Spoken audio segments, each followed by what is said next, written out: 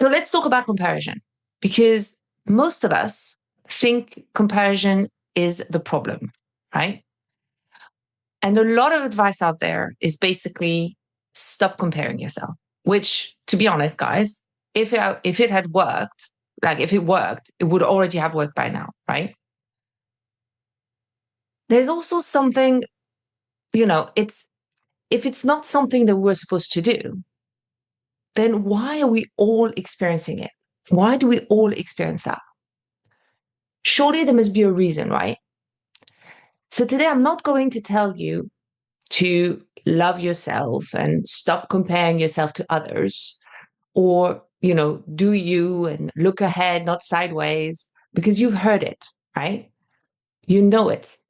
So today I'm going to teach you how to use comparison to your advantage without the anxiety and the stress. But before I do that, we need to set the record straight on the bad rep that comparison has. Comparison isn't a flaw, right? It's not a weakness. It's not something that's gone wrong with you. Comparison is actually how we learn. As children, we learn how to walk, to talk, to behave, and to survive by watching others. We mimic, we adapt, we compare, and that's essential for our growth, for our development, for our survival. So the real question isn't, why do we compare ourselves? The real question is, why does comparison sometimes inspire us and helps us, and other times completely floors us? And the answer is really simple. It's not the comparison. It's the meaning we give it. And that meaning directly depends on the state of mind that we are in. See, your mindset is what creates your experience. So when you compare yourself to someone else from a clear, grounded state of mind, comparison can feel motivating, inspiring even.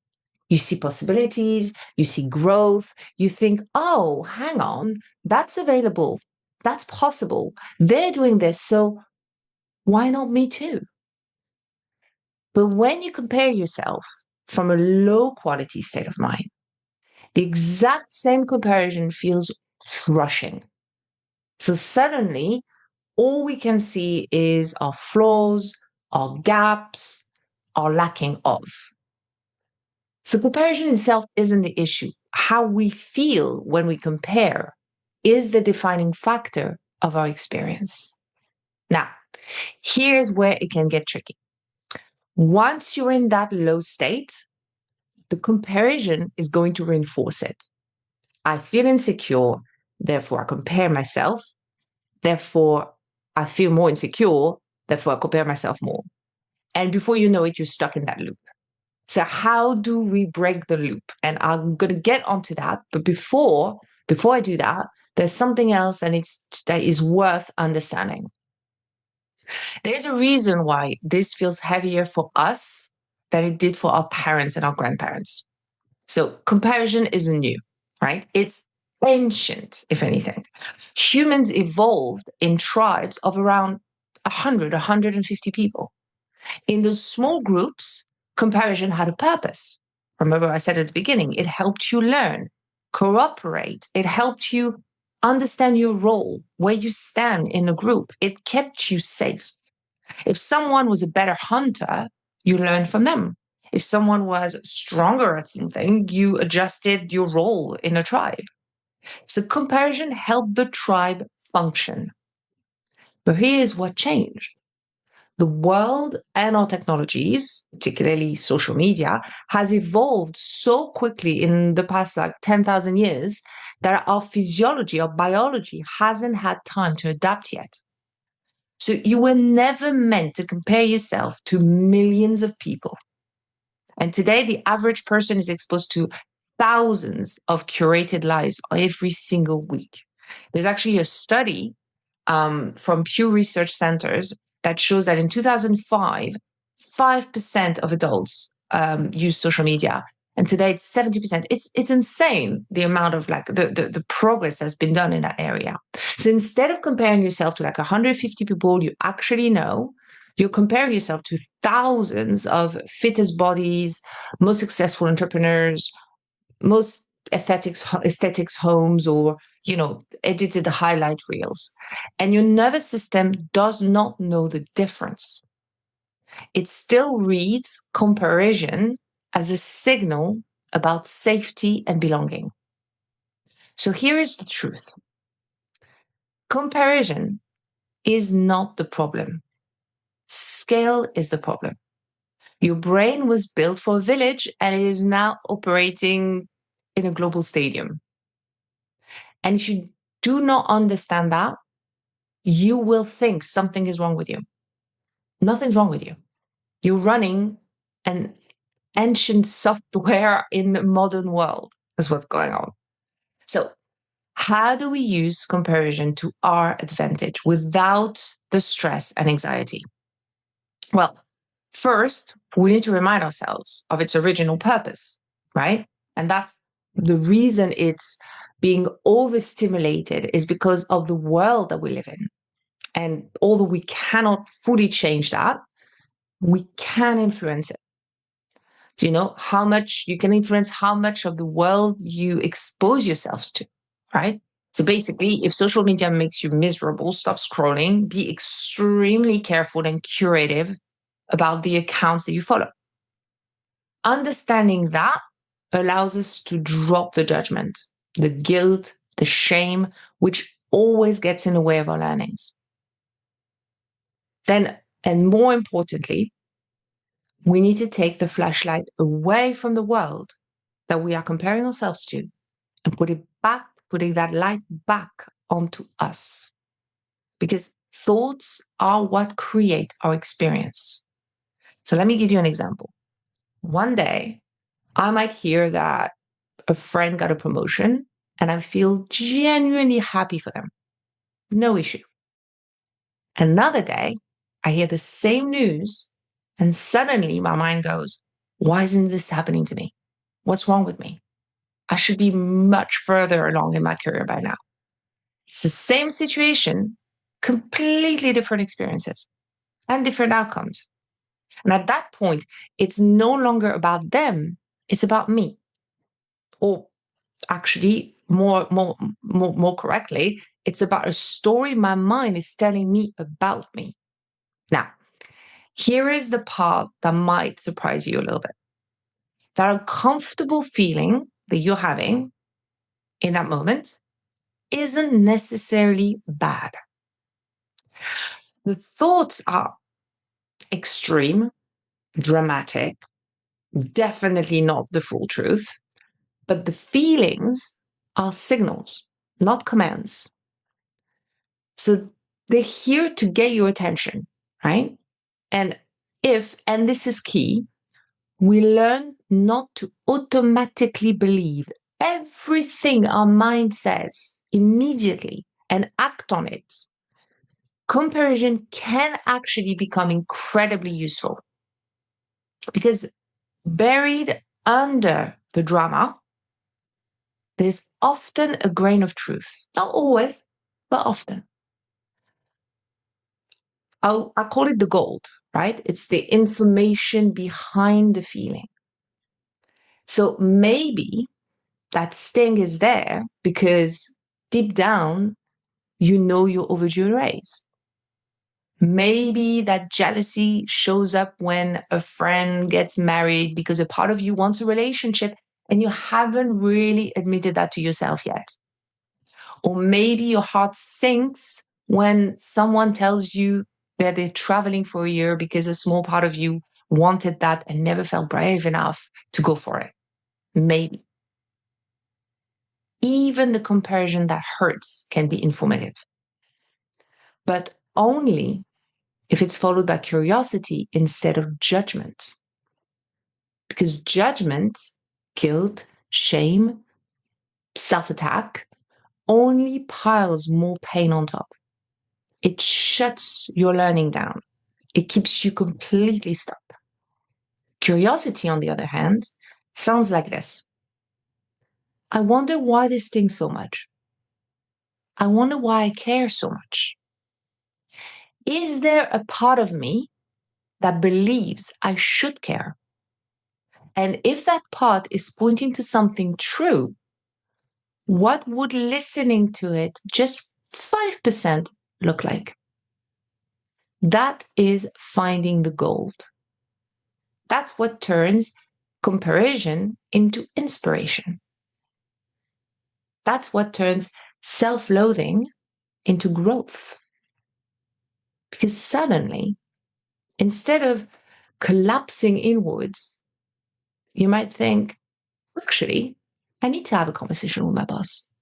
Actually, I want to take my relationship seriously. Actually, I want to stop living on autopilot. And now, comparison hasn't diminished you, it's moved you into action.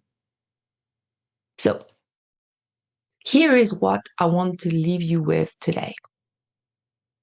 The next time you catch yourself comparing, before you change your life, before you make a drastic decision, before you spiral into overthinking, pause. Turn the flashlight away from them, from the world, from others, and onto you. And ask yourself, how am I actually feeling right now? What belief about me just got triggered? Remember, beliefs aren't true. They're just stories. Because comparison is rarely the problem. It's about a story inside you that just lit up, became true. And remember this, those insecurities only feel true when they are activated. So outside of that moment, you know they're not facts. So do not rush to fix. Do not overcorrect. Do not make meaning out of a temporary thought. When you're triggered, you're not thinking clearly. Your comparison system is glitching. And you do not solve a glitch mid-crash. You reboot, right? And sometimes rebooting simply means waiting. Let the emotional surge pass.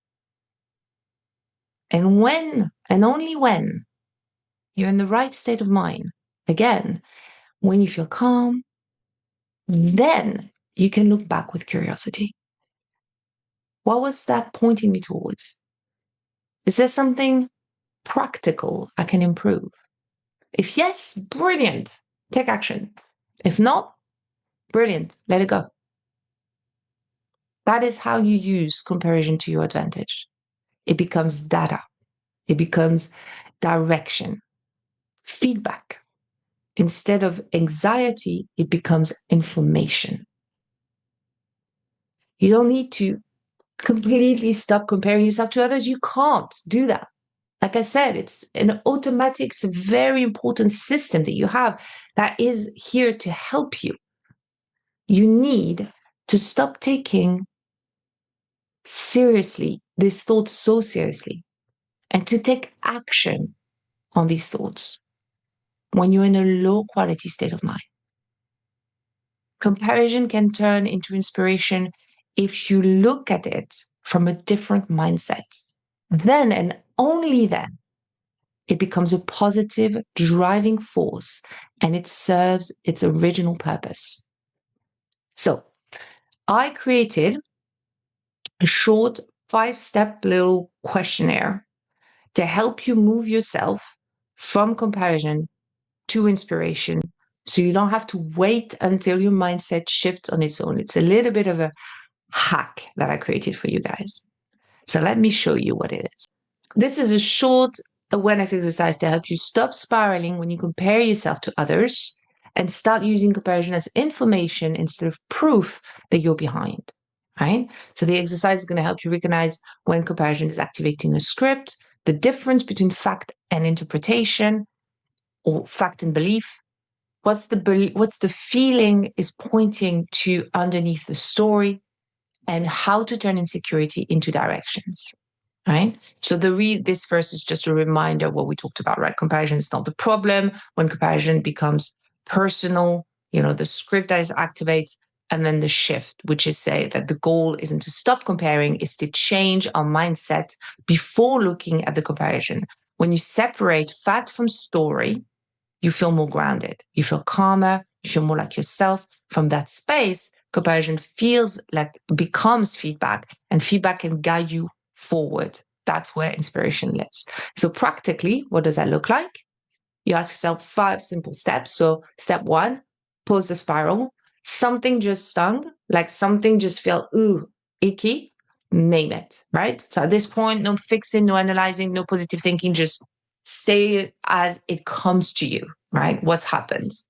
Then the second step is to separate the facts from the stories, right? What's actually in front of me, what actually happened versus what am I telling myself about what that means about me, right? What's the me story, right? How do I bring myself into this versus so someone had a raise at work.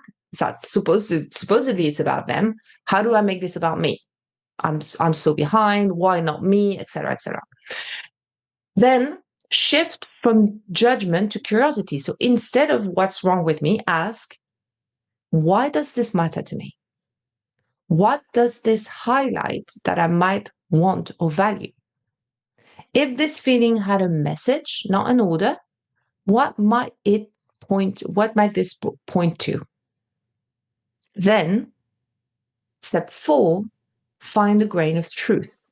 So complete the sentence honestly.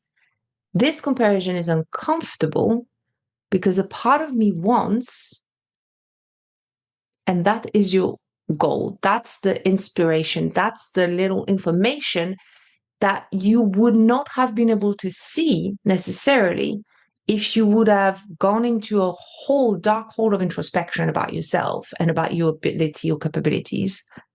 Or what does that happen? Or if you would have reacted in the mindset that you were in originally, right? Which leads usually to overcorrection, self-sabotage, etc. Step 5, translate insights into small achievable actions. So if I listen to this, just 5%, just a little bit, what would that look like? What's one small action, conversation, or decision this points me towards? And remember, comparison doesn't mean that you're failing. It means something in you is paying attention. When you stop treating the feeling as a problem and start treating it as information, comparison stops shrinking you and starts guiding you. So I'm going to send you this. I just realized there was a couple of typos, so I'll send you it anyway, and I'll send it in an email later without the typos, just to be sure that you have it now. Let me stop sharing. As I am sending this on the chat, I'm open to questions, guys. If you have any question for me, I'll give you a couple of minutes.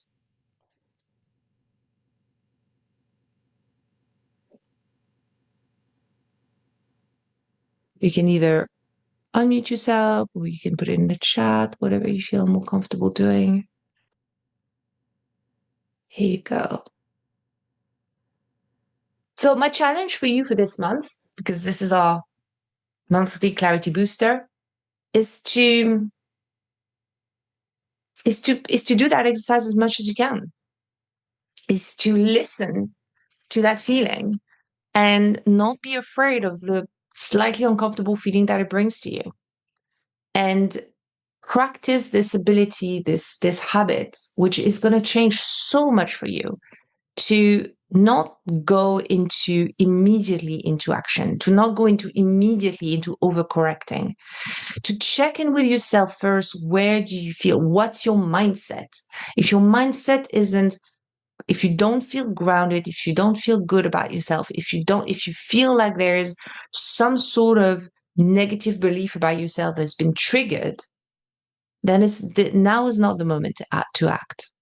And this can set you apart from so many people. And and give you so much of a head start in life, in everything that you do, in all of your projects, in all of your actions, if you're able to just recognize that not everything is urgent, not everything has to be done right now.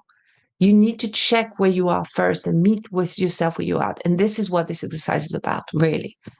Because everyone can hear feedback. Everyone can hear feedback. It just depends on when we do that. It depends on what state of mind we are in.